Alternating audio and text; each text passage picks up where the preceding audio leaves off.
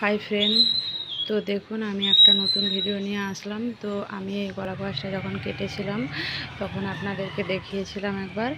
তো দেখুন আমি এই গোলাপ গাছটা পুরো কাটিং করেছিলাম, তো এর গোড়ায় কী কী খাবার দিয়েছিলাম সেটাও দেখিয়েছিলাম। তো দেখুন গাছটা কত সুন্দর গ্রো করেছে, এই জন্য আপনাদেরকে দেখানোর জন্য আমি আরেকটা ভিডিও বানালাম। তো দেখুন এটার ফুলগুলো হয়েছে অরেঞ্জ কালারের।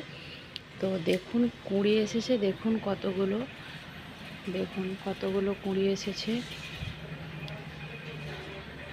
আপনারা যদি আগের ভিডিওটা দেখে থাকেন তো তাহলে বুঝতে পারবেন গোলাপ গাছটা কিভাবে গ্রো করেছে। দেখুন খালি পুরো গোটা গাছটাতে খালি কুঁড়ি। দেখুন পুরো গাছটাকে আমি কেটে ফেলে দিয়েছিলাম, এই জন্য আপনাদেরকে বলেছিলাম যে প্রথমে যখন গাছটা কাটবেন তো আপনাদের মন একটু খুব খারাপই লাগবে, তো তারপরে যখন ফুলগুলো ফুটে আসবে, কুঁড়িগুলো আসবে, তখন দেখে যেন মন ভরে যাবে। তো দেখুন আমিও এই জন্য কী করেছিলাম, গোলাপ গাছটাকে পুরো কেটে ছাঁট করে দিয়েছিলাম। তো দেখুন আমি এখানে গোড়ায় কেটেছিলাম সব কিছু। তো আমি এর গোড়ার মাটিগুলো এইভাবে খুঁটে দিয়েছিলাম। এই গোড়ার মাটিগুলো দেখুন খুব মসৃণ, খুব সুন্দর মাটিগুলো। তো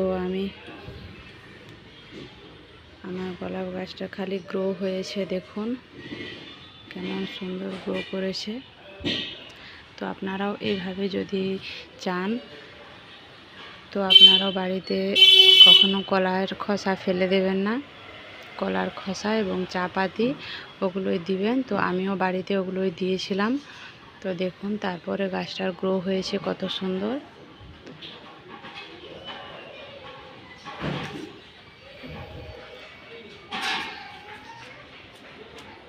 গোলাপ গাছে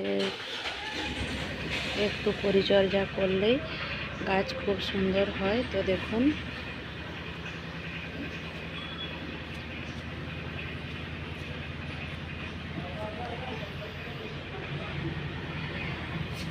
কত কুঁড়ি, কত ফুল ফুটে আসছে।